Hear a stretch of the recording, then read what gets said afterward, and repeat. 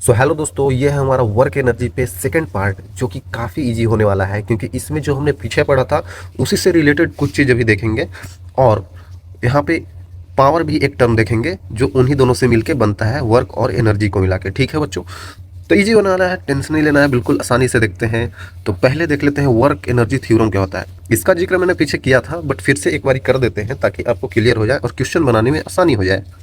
Okay, तो चलिए बताता हूँ मैं आपको क्या है ये चीज़। जैसे यहाँ पे जो वर्क एनर्जी थ्योरम है ना, जो हमने पीछे आपको बताया था कि जो वर्क डन था वो चेंज इन काइनेटिक एनर्जी था, तो उसी पे बेस्ड इसको वर्क एनर्जी थ्योरम बोल दिया गया। स्टेटमेंट क्या है इसका? The work done of on an object is equal to change in kinetic energy होता है।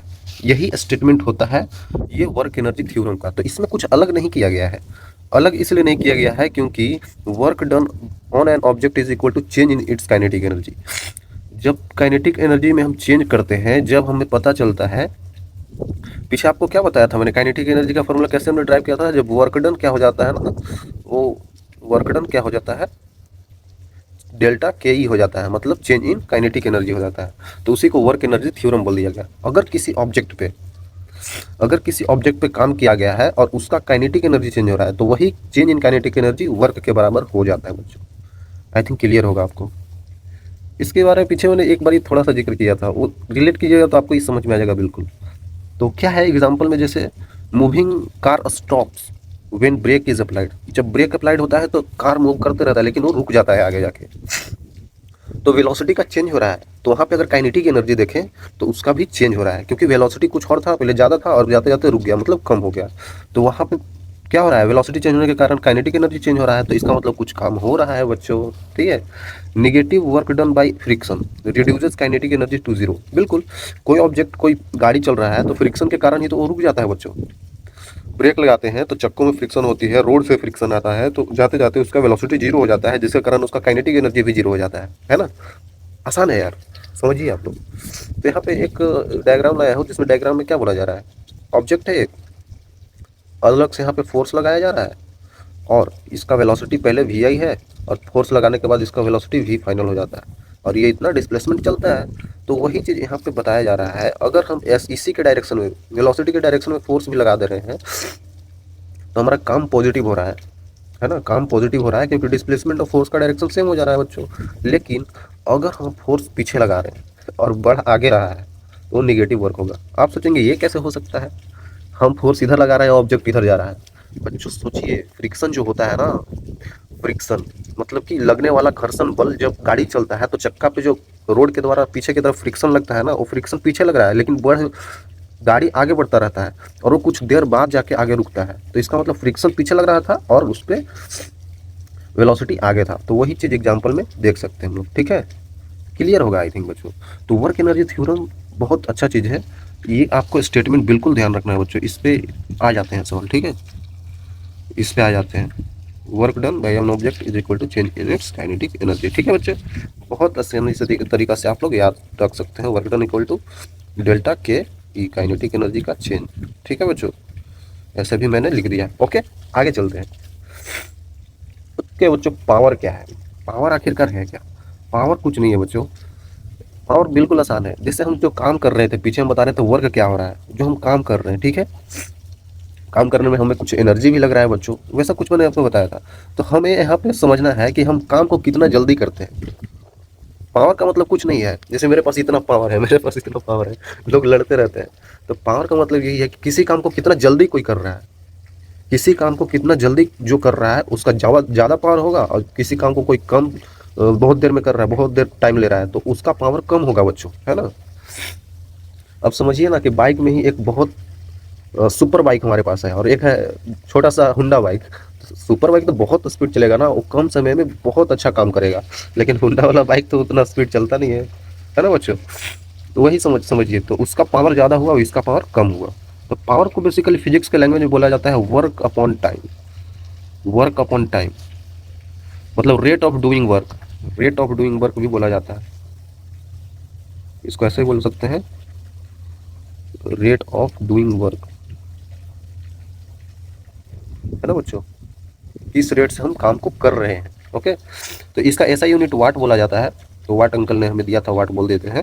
तो 1 वाट क्या होता है बच्चों, power when 1 joule of work is done in 1 second. अच्छा अच्छा, तो यहाँ पे मुझे पता चला पावर क्या होता है, वर्क डन अपॉन टाइम। ठीक है, तो अगर 1 यूनिट पावर क्या होगा, जब 1 यूनिट वर्क को करने में 1 सेकेंड लगता है तो उसको बोल देंगे कि पावर 1 है। तो वैसे ही यहाँ पे 1 वाट बोला जा रहा है बच्चों, देखिए, है ना। 1 वाट किसको बोलते हैं, power when 1 joule of work is done in 1 second. वही चीज़ है बच्चों, ये वर्क था ना, तो वर्क को किससे में नापते हैं, तो जूल में नापते हैं, इसीलिए यहाँ जूल। पावर को किस में नापते हैं, वाट में नापते हैं, इसीलिए वाट लिखा था। समझे, आसान है।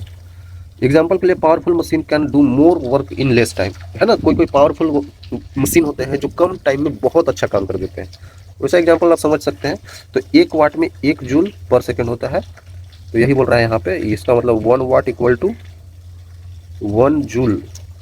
अच्छा सॉरी, यहाँ पे माइनस लगा रखा है, 1 जूल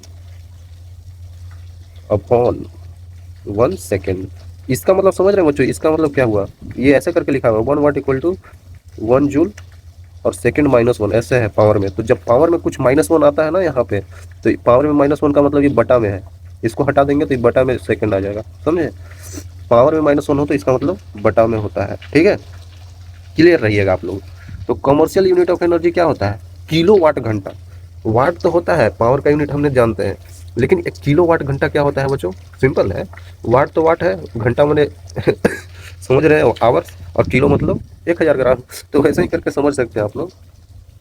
जैसे कि यहाँ पे 1 kilo watt hours is the energy consumed by the machine 1 kilowatt power in 1 hour. समझे, इसका मतलब कुछ नहीं है। देखिए कहीं पे 1 किलो वाट आवर लिखते हैं तो इसका मतलब होता है 1 किलो वाट। 1 किलो वाट जो है पावर कंज्यूम हुआ है कितने सेकंड में, 1 घंटे में। समझे, इसका मतलब ये होता है। तो रिलेशन क्या हो जाएगा इसका, सिंपल 3.6 इंटू 10⁶ हो जाएगा। यहाँ पावर 6 आना चाहिए। ठीक है बच्चों, यहाँ पे पावर 6 आना चाहिए। आई थिंक क्लियर होगा बच्चों, काफी इजी है यार, आप लोग कर सकते हो।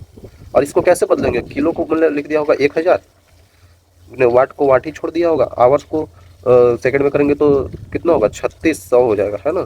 तो इसी को अगर मैं कैलकुलेट करना चाहूँ तो क्या हो जाएगा, 3.6 इंटू पॉइंट ला देंगे तो 10⁶ हो जाएगा। सिंपल, इतना जूल। आसान है यार, बहुत आसान है, आप समझ सकते हो बच्चों, है ना। एग्जाम्पल के लिए, electric bill calculated in kilo watt hours. हाँ, इलेक्ट्रिक बिल्स अगर आपके घर में आता है, आपके घर में लाइन आती है ना, तो उसको अगर कैलकुलेट करते ना कितना बिल आया 1 महीना का, तो वो इसी के फॉर्म में कैलकुलेट किया जाता है किलो वाट आवर्स के रूप में, है ना। 1 घंटे में आपने कितना किलो वाट एनर्जी को, कितना किलो वाट पावर को कंज्यूम किया है ना, वैसा करके बच्चों। ठीक है, आगे चलते हैं। काफ़ी ईजी है बच्चों ये तो। पावर क्या होता है, पावर, पावर वही पावर जो मैंने अभी पीछे बताया, किस रेट से हम किसी काम को कर रहे हैं। और इसका एक फॉर्मूला ये भी P = F भी बोल दिया जाता है। क्यों बोल दिया जाता है, देखिए, वर्क डन तो पता है, F डॉट मतलब फोर्स इंटू डिस्प्लेसमेंट होता है, ठीक है, अपॉन में टाइम है ना बच्चों। तो इसको ऐसे भी तो लिख सकते हैं, F into displacement upon time क्या होता है, वेलोसिटी ही तो होता है बच्चों, वेलोसिटी ही तो होता है। तो वर्क डन क्या आ गया, ये भी एक फॉर्मूला आ गया, work done equal to force into velocity. तो वैसी चीज़ को यहाँ पे भी लिख दिया गया है, अगर इसका भी कहीं पे यूज हो तो यूज कर लीजिएगा। ठीक है, हमने अभी आपको किलो वाट बताया ना, जो 1 किलो वाट मतलब 1 किलो मतलब 1000 वाट हो जाता है। 1 किलो वाट मतलब 1000 वाट, है ना। 1 किलो वाट मतलब 1000 वाट। वाट का यूनिट क्या हो जाएगा, है ना बच्चों, पावर का यूनिट क्या होता है, वाट होता है। और पावर इक्वल टू क्या होता है, वर्क डन अपॉन टाइम। तो वर्क डन को जूल में नापते हैं और टाइम को सेकंड में नापते हैं। तो पावर का यूनिट एक और क्या हो गया, जूल पर सेकंड, है ना बच्चों। यही चीज़ यहाँ पे लिखा गया है, जूल पर सेकंड। इजी है, सारी चीज़ों को अगर आप रिलेट करें तो आपको काफ़ी आसान लगेगा, है ना। देखिए और आगे, एक और आगे बच्चों क्वेश्चन है, और कुछ नहीं है, एक क्वेश्चन कर लेते हैं, है ना। काफ़ी इजी सा सवाल मुझे दिया गया है और करने में काफ़ी इजी भी है। देखिए,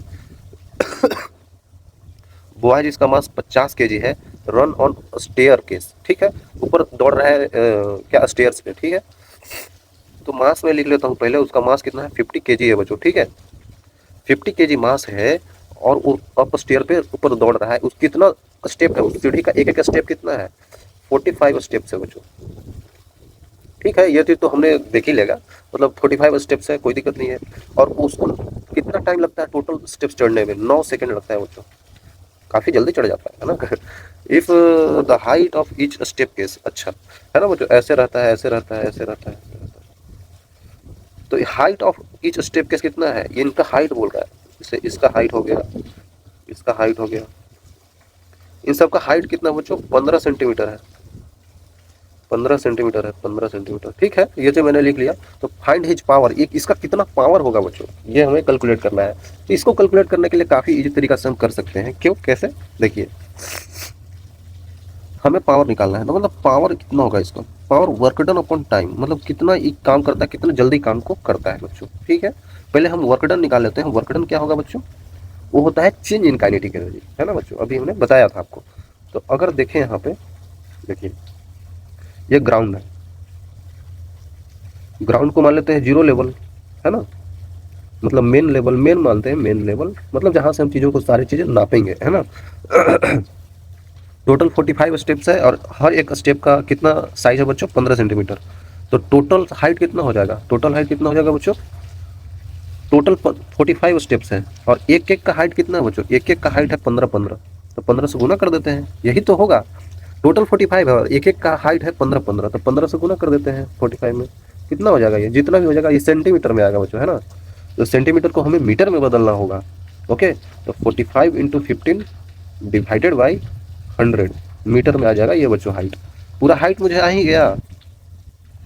इसके आगे और मुझे क्या दिया गया है, हाइट आ गया, और उसका मास भी दिया हुआ है, ठीक है।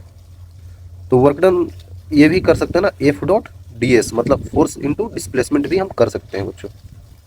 हम जा किधर रहे हैं, यहाँ पे कोई बच्चा है, यहाँ पे कोई बच्चा है बच्चों,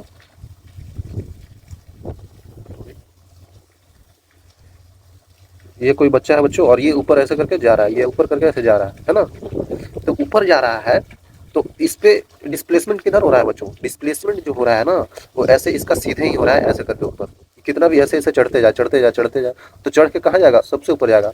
तो ये पूरा हाइट जो हो जाएगा ना, यही इसका डिस्प्लेसमेंट हो जाएगा बच्चों, जो कि ये आया है, ठीक है। और फोर्स कितना लगा रहा है, फोर्स कितना लगेगा, नीचे तो एम जी, नीचे तो जी लग ही रहा होगा, नीचे जी लग रहा है, और इसका मास कितना है, 50 kg का है, सिंपल। तो हमें पता चल जाएगा फोर्स कितना लग रहा है बच्चों इस पे, एम इंटू जी, जो कि नीचे की तरफ लग रहा है, मास 50 इंटू जी, नीचे की तरफ कितना लग रहा है, 10। जी का वैल्यू 10 ले लिया हमने, ठीक है, जी का वैल्यू मैंने 10 ले लिया, ठीक है। तो फोर्स मुझे नीचे की तरफ लग रहा है, नीचे की तरफ लग रहा है बच्चों फोर्स, और हम जा डिस्प्लेसमेंट किधर रहे, ऊपर रहे, और फोर्स नीचे की तरफ लग रहा है। तो इसका मतलब क्या हुआ, 50 गुने 10 गुने डिस्प्लेसमेंट कितना हो रहा है, ये वाली, एक सेकंड, इसको ऐसे लिख लेते हैं बच्चों,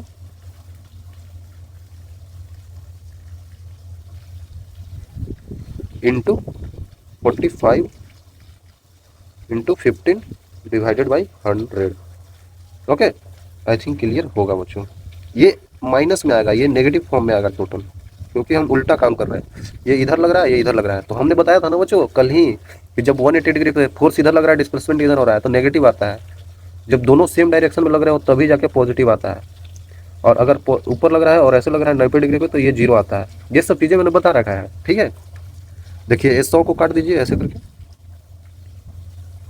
ये 100 तो ये 100 कट ही जाएगा, तो कितना आंसर आएगा, 45 इंटू 15 इंटू 5, कुछ ऐसा आंसर आएगा बच्चों, वर्क का ऐसा कुछ आंसर आएगा। तो पावर क्या हो जाएगा, work done upon time, simple. 45 into 15 into 5 divided by 9, 9 पचे 45, तो कितना हो जाएगा बच्चों, 15 इंटू 25, गुना कर लीजिए, इतना वाट इसका आंसर आ जाएगा, है ना बच्चों। काफ़ी ईजी है बच्चों, काफ़ी ईजी है, आप समझे, नहीं बना होगा मुझे पता है, इसको समझना जरूरी है। बन जाएगा, मतलब थोड़ा सा प्रैक्टिस करने के बाद बन जाएगा, बट अभी नहीं बना होगा तो कोई बात नहीं है, बन जाएगा आपसे। आप देखते रहिए मैं कर क्या रहा हूँ, और इसको फिर एक बार लेक्चर देखने के बाद खुद से बनाइएगा, ठीक है, बनेगा बच्चों, क्यों नहीं बनेगा। तो ठीक है, एक होता है एनर्जी का ट्रांसफॉर्मेशन, इसके बारे में मैं कल भी कुछ कुछ चीज़ें बता रखा था। जैसे एनर्जी का ट्रांसफॉर्मेशन क्या होता है, मतलब क्लियर वर्ड से ही, एनर्जी का ट्रांसफॉर्म मतलब एक चीज़ से दूसरे चीज़ों में एनर्जी ट्रांसफर हो रहा है बच्चों, है ना। कॉन्सेप्ट इसका क्या है, energy can neither be created nor be destroyed, it can change the forms, है ना, चेंज द फॉर्म्स। समझ सकते हैं, मैं खाना खाकर आया तो मैं ये बोल पा रहा हूँ, तो मैंने खाना से एनर्जी लिया बच्चों, और उस एनर्जी को मैं बोल के आपको बता रहा हूँ साउंड के रूप में, तो मैं उस एनर्जी को चेंज कर दिया साउंड के फॉर्म में, वैसा ही समझिए आप। जैसे एग्जांपल के लिए समझ सकते हैं कि यहाँ पे kinetic potential to kinetic energy में, जैसे water at height at done falls move the turbine, है ना, इलेक्ट्रिसिटी जनरेट होता है, वाटर को ऊपर रख दिया, तो ऊपर से जब नीचे आ रहा है वाटर, तो क्या हो रहा है उसमें काइनेटिक एनर्जी आएगा ना, उसी को इलेक्ट्रिक एनर्जी में चेंज कर देगा। Chemical in electrical, chemical to electrical, जैसे battery converts chemical energy into electrical, है ना, जैसे घड़ी में बैटरी लगता है तो वो क्या करता है, वो चेंज करता है, केमिकल अंदर रिएक्शन होता है, उससे हमें इलेक्ट्रिकल एनर्जी देता है, समझ रहे हैं ना। Mechanical to heat, mechanical to heat बच्चों, friction between the moving parts generate heat, बिल्कुल। आप ऐसे रगड़ते रहिए, तो रगड़ने से क्या होगा, फ्रिक्शन जनरेट होगा, फ्रिक्शन से हीट भी आ जाता है ना बच्चों, समझ रहे हैं ना। आप हाथ को ऐसे रगड़ते रहते हैं तो क्या होता है, एक बार गर्म हो जाता है ना, ठंडी में तो ऐसे बहुत बार करते हैं ओके, तो इजी इजी चीज़ें हैं, पढ़िए आप लोग, समझ में सब कुछ आएगा, ठीक है। एक चीज़ और देख लेते हैं यहाँ पे, law of conservation of energy क्या है बच्चों, law of conservation of energy क्या होता है, कुछ नहीं होता है, बिल्कुल पीछे वाला से ये भी रिलेटेड है, तो कुछ ऐसा आपको ज़्यादा परेशानी नहीं होगा। Law of conservation of energy, देखिए, energy can neither be created nor be, पीछे यही पढ़ाया है, it can only be transfer from one form to another, पीछे भी यही बताया। The total energy of an isolated system remain constant, कोई भी आइसोलेटेड सिस्टम हो जिसपे बाहरी का कुछ लॉस ना हो रहा हो, तो बच्चों उस पर हमेशा टोटल एनर्जी कंजर्व रहेगा। मैं जितना खा कर आया ना बच्चों, मैं जितना खाना खा कर आया मैं उतना ही एनर्जी खाना से कंज्यूम किया, उतना एनर्जी मैं यहाँ पे बोलने में लगा दूंगा, ना मैं उससे ज़्यादा लगाऊंगा ना उससे मैं कम लगाऊंगा, क्योंकि टोटल एनर्जी हमेशा कंजर्व होता है जब तक कि वो आइसोलेटेड सिस्टम में हो, ठीक है। आइसोलेटेड सिस्टम मतलब समझिए कि बच्चों बाहरी से कोई, अब मुझे कोई मार रहा है तो वो एनर्जी और लॉस हो जाएगा ना मेरा, है ना, तो वो अलग फॉर्म में चला गया। लेकिन अगर मैंने खाया और मैं सिर्फ बताया, मैंने बोला, तो जितना एनर्जी मैं खाना से लिया उतना ही एनर्जी मैं बोलने में लगाऊंगा, कोई यहाँ पे एनर्जी लॉस नहीं हो रहा है, ठीक है तो एक फॉर्म से अदर फॉर्म में जाने पर आइसोलेटेड सिस्टम में टोटल एनर्जी कंजर्व हो जाता है। आई थिंक क्लियर होगा। देखिए यहाँ पे केमिकल एनर्जी, जैसे हम यहाँ पे तेल भरवाते हैं तो गाड़ी चलती है, मैकेनिकल एनर्जी। और ये सब जो भी जितने भी फल लगे हुए हैं यहाँ पे, ये सब रुके हुए हैं, लेकिन जब पक जाते हैं तो नीचे गिर जाते हैं, इनमें ऑलरेडी पोटेंशियल एनर्जी होगा क्योंकि नीचे जी लग रहा होगा, और जब ये टूट जाते हैं इसमें वेलोसिटी आ जाता है तो काइनेटिक एनर्जी खो जाता है बच्चों। आई थिंक क्लियर होगा, है ना, काफ़ी आसान हो गया, है ना। एग्जाम्पल में जैसे बॉल ड्रॉप फ्रॉम हाइट, बिल्कुल potential to kinetic, at the top maximum potential energy होता है, जैसे यहाँ पे लटका हुआ ना सेल, तो इसका पोटेंशियल एनर्जी मैक्सिमम है बच्चों, मैक्स है ना, ये जो है यहाँ पे पोटेंशियल एनर्जी इसका मैक्स है बच्चों, मैक्स, क्योंकि मैक्सिमम हाइट पे लटका हुआ है। और यहाँ पे काइनेटिक एनर्जी क्या है बच्चों, जीरो है ना। और जब ये यहाँ पे ऐसे आके यहाँ पे गिर गया होगा, एकदम एकदम गिरते हुए समझिए बच्चों, तो यहाँ पे इसका क्या होगा, काइनेटिक एनर्जी क्या होगा, इसका मैक्सिमम होगा। और पोटेंशियल एनर्जी क्या होगा बच्चों, वो जीरो होगा, पोटेंशियल एनर्जी जीरो होगा बच्चों क्योंकि हाइट जीरो हो गया होगा ना। तो समझिए आप, जितना यहाँ पे एनर्जी था वही एनर्जी यहाँ पे भी है। देखिए यहाँ पे पोटेंशियल मैक्सिमम था तो यहाँ पे काइनेटिक मैक्सिमम हो गया, काइनेटिक जीरो था तो यहाँ पे पोटेंशियल जीरो हो गया, तो ओवरऑल ये एनर्जी दोनों सेम हो गया बच्चों, दोनों एनर्जी कंजर्व हो गया, समझ में आ रहा है। आई थिंक क्लियर होगा बच्चों, वही बोला जाता है कि टोटल एनर्जी आइसोलेटेड सिस्टम का कंजर्व होता है, कांस्टेंट होता है। देखिए during fall kinetic potential energy convert to kinetic energy, बिल्कुल just before hitting the ground maximum kinetic energy और जीरो पोटेंशियल एनर्जी, अभी बताया ना, वही चीज़ है बच्चों, समझ रहे हैं ना, समझिए आप लोग, काफ़ी ईजी है बच्चों। आगे ना, चलिए आगे चलते हैं। ओके, तो क्या चीज़ कांस्टेंट होता है, कंजर्वेशन ऑफ एनर्जी में क्या कांस्टेंट होता है ना, तो ये बताया ना, law of conservation of energy, इसमें क्या कांस्टेंट होता है, तो पोटेंशियल एनर्जी और काइनेटिक एनर्जी को जोड़ देते हैं, ओवरऑल टोटल एनर्जी आ जाता है और वो कांस्टेंट होता है बच्चों, है ना, ये चीज़ याद रखिएगा, दोनों को जोड़ने के बाद ये कांस्टेंट हो जाता है। जैसे मान लेते हैं कि कोई ऑब्जेक्ट है, कोई ऑब्जेक्ट है मास m का, इस पे पोटेंशियल एनर्जी क्या लगेगा, mgh, और काइनेटिक एनर्जी क्या लगेगा, हाफ m। जब यहाँ पे ऐसे ऐसे करके एक गिरने लगा होगा, गिरने लगा होगा तो हाफ m v स्क्वायर लग गया होगा, तो इन दोनों का जो सम होगा ना, इन दोनों का जो सम होगा, इन दोनों का सम होगा वो कांस्टेंट होगा। ओके, कांस्टेंट क्यों होगा, क्योंकि बच्चों इस पे कोई और एनर्जी लॉस नहीं हो रहा है, जब तक कि कोई बाहरी इसके सिस्टम का एनर्जी लॉस नहीं हो तब तक इसका एनर्जी दोनों का कंजर्व रहता है। ऐसा समझ में बच्चों, कंजर्व रहता है, देखिए वही चीज़ यहाँ पे तो बताया गया है। ओके, इजी है बच्चे, समझे। कांस्टेंट होता है। वही चीज़ यहाँ पे लिख के भी बता दिया गया है, दोनों को ऐड करके। ठीक है, तो काफ़ी आसान हो जाता है बच्चों, अगर ऐसे आप समझे तो कोई दिक्कत नहीं आएगा। ठीक है, ये दिक्कत आए तो कमेंट कीजिए बच्चों, मैं देखूंगा आपका। तो एक सवाल जो कर लेते हैं, काफ़ी इजी सा है। हीटर का जो जिसका रेटेड पावर मुझे दिया गया है वो 1500 वाट है। ठीक है, how much energy does it use in 10 hours, time दे दिया मुझे 10 आवर्स। ठीक है, तो इसको पहले सेकंड में बदलना होगा ना बच्चों, 10 आवर को मिनट में 60 से, मिनट को सेकंड में 60 से। ठीक है, तो मुझे क्या बताना है, एनर्जी कितना लगा इसमें, पावर क्या हो जाएगा, वर्क डन अपॉन टाइम हो जाएगा।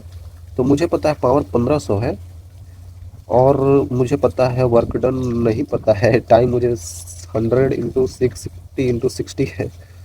तो मुझे वर्क डन यहाँ पे आ जाएगा 15 गुने 12 गुने 2 3 5 10⁵ इतना बच्चों जूल आ गया। ठीक है, तो वर्क डन आया, how much energy does it use, तो ये कितना एनर्जी यूज करेगा, जितना इसको काम करने में एनर्जी लगा होगा ना, वो टोटल एनर्जी हमने निकाल लिया जो कि इतना है। तो इतना ही उसको एनर्जी लगा होगा काम करने में बच्चों, है ना, इतना ही उसको एनर्जी लगा होगा काम करने में। Need to do work same for its energy required. ऐसा समझो बच्चों, बहुत इजी हो गया ना ये, जितना इसको काम करने में एनर्जी लगा होगा वही हमने निकाल लिया, है ना, जो कि चेंज इन काइनेटिक एनर्जी की वजह, चेंज इन एनर्जी के बराबर भी होता है। आई थिंक क्लियर होगा बच्चों, ये काफ़ी इजी था। ऐसे ही सवाल आते हैं यार, कर लोगे आप लोग, बिल्कुल इजी सा सवाल आता है, कोई इसमें हार्ड वगैरह कुछ आता नहीं है। ओके, ये तो सेम ही सवाल था। चलिए तो बच्चों ठीक है, आगे मिलते हैं, सवाल करेंगे, और कुछ भी डाउट हो तो आप बताइए, मैं क्लियर कर दूंगा। ठीक है, तब तक के लिए थैंक यू बच्चों। ओके, तो कल सवाल करेंगे, तब तक के लिए ओके बाय, सी यू।